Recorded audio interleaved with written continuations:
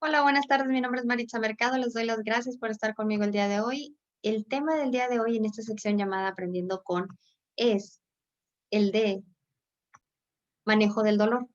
El día de hoy nos acompaña el licenciado en psicología Guillermo Torres Medina. Ya hemos estado dos videos anteriores con él y la verdad es que su conocimiento sobre el tema es impresionante. Vamos a darle la bienvenida.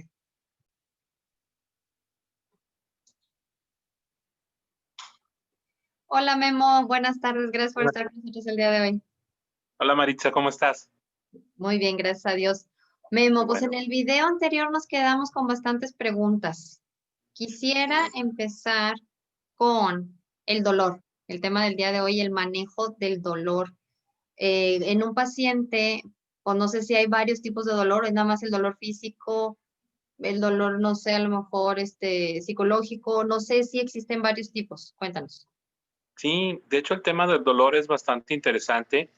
En este tema vamos a encontrar, como lo hemos visto, cuatro tipos de dolor, es decir, el dolor físico, que es, por ejemplo, cuando un paciente con algún dolor, vamos a suponer en el estómago, puede tener como pulsaciones, descargas eléctricas, piquetes, etcétera, etcétera.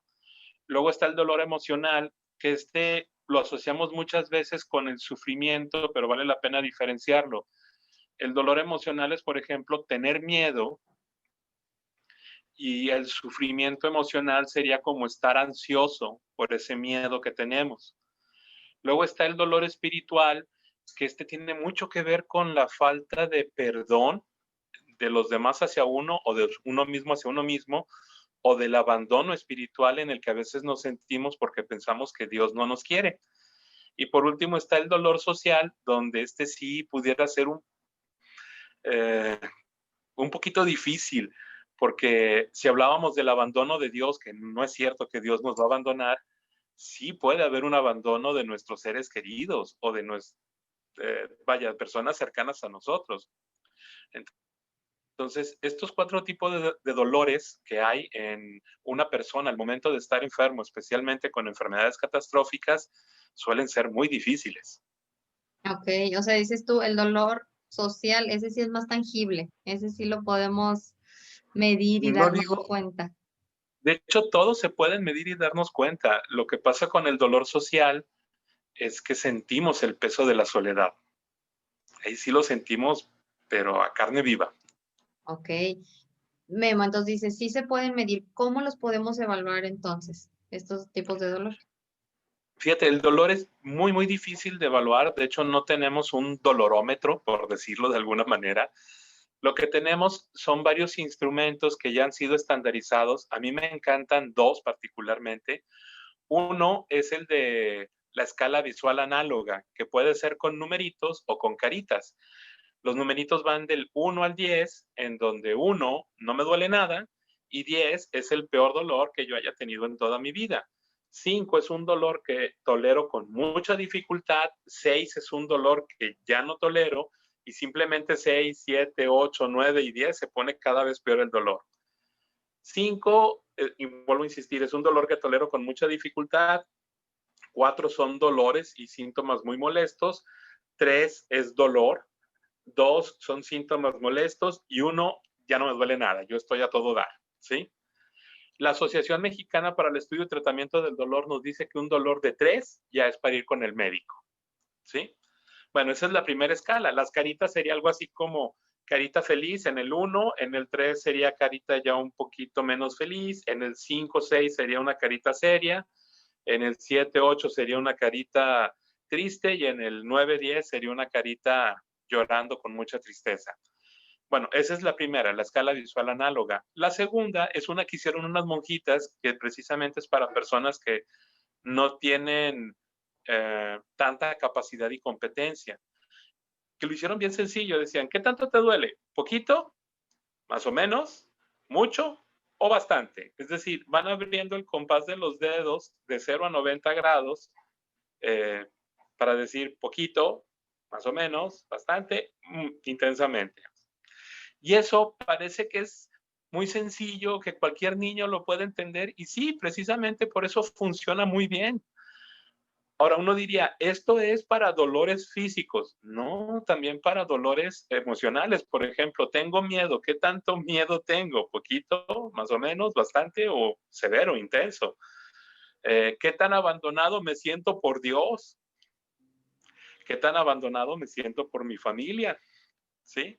Entonces, si bien es cierto que son escalas subjetivas, es decir, dependen mucho de cómo se sienta el paciente y que cada paciente va a tener una sensación diferente con el dolor, también es cierto que nos dan una guía, porque entonces yo le puedo preguntar al paciente en la mañana cómo está de sus dolencias, le puedo preguntar a mediodía, le puedo preguntar en la tardecita, le puedo preguntar en la noche antes de dormir, y a lo largo del día voy viendo cuál es el dolor que más tiene para saber cómo lo puedo manejar. Ok, muy bien, ya nos diste un amplio panorama. Ahora, hablemos de que estamos en la casa o que el paciente está en casa. En casa, ¿cómo se puede manejar el dolor? ¿Cómo se puede tratar? Creo que aquí tendríamos que hablar de cada dolor en particular. Por ejemplo, para el manejo del dolor físico, la Organización Mundial de la Salud nos dice que hay 3 escalones para el manejo del dolor. El primero es con medicamentos tipo paracetamol, desenfriolito, tempra, cosas por el estilo, ¿sí? El segundo ya combina este con ibuprofeno, se me va el nombre, se me dificulta mucho ese. Pero bueno, es donde ya tenemos para manejo del dolor, para desinflamar y algunas otras cosas como fiebre y cosas que se nos pueden complicar. Y el tercer nivel, ya utilizamos opioides o drogas, ¿sí? Este resulta muy polémico porque mucha gente dice, ay, no, porque se va a hacer adicto, se va a hacer esto, se va a hacer lo otro. Aquí es donde tenemos que empezar a evaluar qué queremos. ¿Queremos un paciente que tenga dolores insoportables simplemente porque yo tengo miedo que se haga adicto? Y estamos hablando en muchos de los casos de fase final de vida, es decir, ¿qué tan adicto se puede hacer cuando su tiempo de vida es muy corto? ¿Sí? Otra cosa sería, por ejemplo, el caso de esta niña que salió hace algunos años en el norte que tenía que recibir opiáceos para manejar su enfermedad. Y ese sí, iba a ser crónico, iba a ser a largo tiempo. Entonces aquí lo que necesitamos ver es quién es el médico especialista para manejar ese tipo de medicamentos. Y nos encontramos con que el Colegio Mexicano de Anestesiología certifica a los anestesiólogos para administrar este tipo de medicamentos en las cirugías para pacientes con dolores crónicos, que es el que entraría en el caso de esta niña, o para pacientes en cuidados paliativos. Entonces es el anestesiólogo, el médico especialista, según su certificación, el que va a poder manejar eso, en esos 3 niveles. El médico tiene que enseñarle muy bien a la familia la dosis, el horario, las dosis de rescate que le dice el médico, y enseñarle también cómo funciona el medicamento. Es decir, no nada más es dáselo y se acabó, sino es, mira, si se lo das a las 8, hay 3 formas en que lo podemos repartir. Cada 8 horas, bueno, cada 12, cada 8, cada 6 y cada 4. Serían 4, perdón, me equivoqué. Va a depender de qué tan intenso sea el dolor para saber qué tan intensa es la dosis y qué tan frecuente se la vamos a dar. Si el dolor no es muy grande, entonces 12 horas con una dosis bajita. Pero si se hace cada vez más grande ese dolor, entonces bajamos a 8, a 6, a 4. Cuando estamos en 4 decimos, ¿sabes qué? Mejor aumentamos la dosis y volvemos a 12. Pero primero bajamos la cantidad de tiempo y luego aumentamos la cantidad de dosis, ¿sí? Para tener una idea. Y las dosis de rescate son para que cuando después de haberle dado medicamento no funcione, podamos dar una segunda dosis que sea como un rescate y pueda ayudar al paciente a que no tenga dolor. Algo que hay que cuidar en todo esto es que a lo largo de todo el día, no superemos X cantidad de medicamento para que el paciente no se vaya a intoxicar. Entonces, habiendo entendido todo eso, en casa los familiares pueden hacer un excelente manejo del dolor. Ok. ¿Sí? Memo, Bueno, ahora, dime, ¿tienes algo más? no, bueno, en el caso de los otros 3, Básicamente serían técnicas de relajación, poder descansar bien.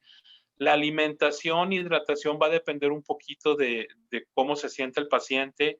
En un acompañamiento espiritual sería muy bueno y el siempre que el paciente tenga a alguien cercano para que pueda platicar y eso va a ayudar mucho a manejar el dolor de los otros 3 elementos. Aquí entraría un tanatólogo. Sí, un Bueno, sacerdote también, un psicólogo, eh, sí, varios. alguien por el estilo. Ok. Ya hablamos del dolor, ya hablamos de cómo manejarlo, de cuáles son sus tipos. Yo creo que un tema bien importante es cómo dar la noticia. No sé si existe una buena manera o una mejor manera, o una manera no tan mala para dar, pues, las noticias difíciles o las malas noticias tanto al paciente, o no sé de quién sea responsabilidad, si de la familia, del médico en conjunto. ¿Qué nos puedes decir de eso? Fíjate, aquí la responsabilidad legal de dar las malas noticias recae en el médico especialista del caso, ¿sí? Sin embargo, y lo platicamos la sesión pasada, a veces los médicos se protegen un poquito y utilizan términos muy técnicos, que está bien, se les puede enseñar a que no sean tan técnicos y que hablen en un lenguaje más coloquial. Pero del otro lado también es necesario entender que a veces el paciente no quiere o no tiene la capacidad y competencia para escuchar este tipo de información y se batalla mucho. Por ejemplo, a mí me tocó una vez un caso donde el médico oncólogo le dice al paciente que está en fase final de vida y el paciente no entendió. Luego viene el neumólogo y le dice lo mismo, porque era un cáncer de pulmón, que hizo metástasis luego al estómago. Luego vino el gastroenterólogo y le dijo lo mismo y el paciente seguía sin entender. Luego vino el médico de cuidados paliativos y el paciente seguía sin entender. Y en todo este trayecto ya había pasado entre 2 meses a 3 meses, lo que el tiempo se acortaba, perdón, para el paciente. Me hablan a mí y me dicen, quizás sea que va a ser una sola sesión para hacerle entender al paciente que se va a morir en el corto plazo, pero pues ni modo, así te tocó. Y entonces ya voy yo, y ahora sí, al momento de manejar malas noticias, lo primero que tenemos que considerar es qué sabe el paciente, qué ha entendido el paciente, qué le han dicho los doctores y de eso que le han dicho, qué ha entendido. Y es ahí donde nos vamos a empezar a dar cuenta qué cosas sí quiere entender y qué cosas no quiere entender el paciente. También nos vamos a dar cuenta si el paciente quiere o no quiere saber. Si el paciente no quiere saber o no tiene la capacidad y competencia, ni para qué le busquemos. Simplemente sabemos que va a pasar algo, que va a suceder la muerte en el corto plazo y ni para qué lo angustiemos. Pero si el paciente sí quiere saber y sí tiene la capacidad y competencia, entonces tenemos que empezar a corregir errores. Pero no se trata de decirle al paciente, oye, entendiste mal lo que te dijo el médico, te vas a morir. No, porque eso sería muy cruel. Pero es decirle, a ver, si el médico te dijo que ya no hay una opción de tratamiento de curación para ti, eso quiere decir que y ayudamos a que el paciente piense para que él mismo vaya dando las respuestas, porque aquí va a ser muy importante que de él salga la respuesta, no que nosotros se la demos, eso sería muy fácil, sino que para que él pueda adquirir esa conciencia, él tiene que dar la respuesta y él tiene que decir, sí, si ya no hay opción de tratamiento, entonces lo que me queda es, estoy en fase final de vida. Y entonces, ¿para qué me dan cuidados paliativos? Y le digo, bueno, si ya no se puede curar, entonces se trata de aliviar el dolor. ¿Para qué cree usted que son los cuidados paliativos? Y entonces vamos paso a paso. Primero de no puedo curar a calidad de vida y de calidad de vida a tener una vida digna hasta el último segundo y luego ya viene la muerte. Para esto se necesita que sea una sesión en donde esté paciente y familia en un círculo para que todos nos podamos ver y que si el paciente empieza a llorar, a sentirse mal, o incluso en este caso que me pasó a mí, que sí el paciente fue muy amable, pero muy cortante, muy seco al final, no me dijo maldiciones nada más porque era muy respetuoso, pero sí se notó que ya no quería volver a verme. Entonces la familia fue quien lo ayudó para que se desahogara, para que llorara, para que dijera muchas cosas. A mí ya nada más me tocó hablar después con la familia y decirles, a ver, ¿ya lo entendió bien? Me dijeron, sí, ya lo entendió bien. Hablé con los doctores y les digo, parece ser que ya tiene una idea muy clara de lo que va a pasar. Porque ese sería como que ya el último paso. Es decir, hablábamos de no curativo a paliativo, de paliativo a calidad de vida, de calidad de vida a dignidad, a muerte, pero en todo ese proceso habría que tener en claro que el paciente necesita involucrarse para decir, voy a hacer todo lo que pueda hacer, ¿sí? Que no nada más sea, ay, bueno, ya me dijeron y adiós, ¿sí? Entonces, este manejo de malas noticias, sí, tiene que ir paso a paso, necesita seguir una secuencia, necesitamos ayudar a pensar al paciente y para cuando nosotros como familiares nos toque decirle a otros familiares, que ese también es todo un caso, porque hay familiares que no quieren saber, que no les interesa y que quieren hacer encarnizamiento terapéutico al final, decirles, a ver, no se trata de si hay o no hay dinero, no se trata de si hay o no hay tratamiento médico. Se trata de que las opciones de tratamiento ya no son suficientes y su cuerpo ya no está en disposición. O sea, ya no hay para dónde hacernos. Ya no estamos entre la espada y la pared. Ya ese punto lo pasamos. Y ayudarle a los familiares a que entiendan que en esta vida no todo es como queremos y de hecho que la muerte es parte natural de la vida. ¿Hay que hacerlo con tacto? Sí. Un tono de voz ecuánime, un poquito solemne, haciendo pequeñas variaciones, escogiendo muy bien nuestras palabras, ayudando a pensar a los otros, son técnicas que nos pueden ayudar a decir mejor las malas noticias. Pero lo que definitivamente es base es saber qué saben los otros o qué piensan los otros para hacer correcciones a partir de ahí.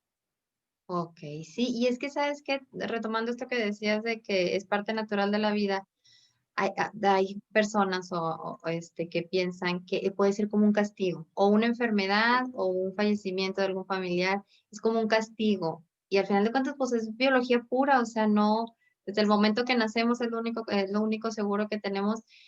Y digo, no lo tratamos, no nos informamos, no nos educamos de tal manera como para al final de la vida, pues tomar, de como ya lo veíamos en videos anteriores, pues decisiones anticipadas y ver, hacer una correcta planeación de los bienes, etcétera, de todo lo que se tiene que hacer.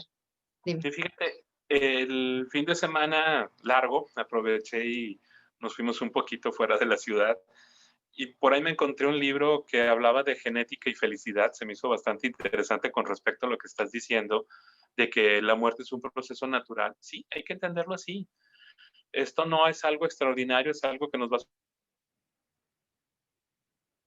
suceder. ¿Cómo vamos a vivir siendo felices? ¿Sí?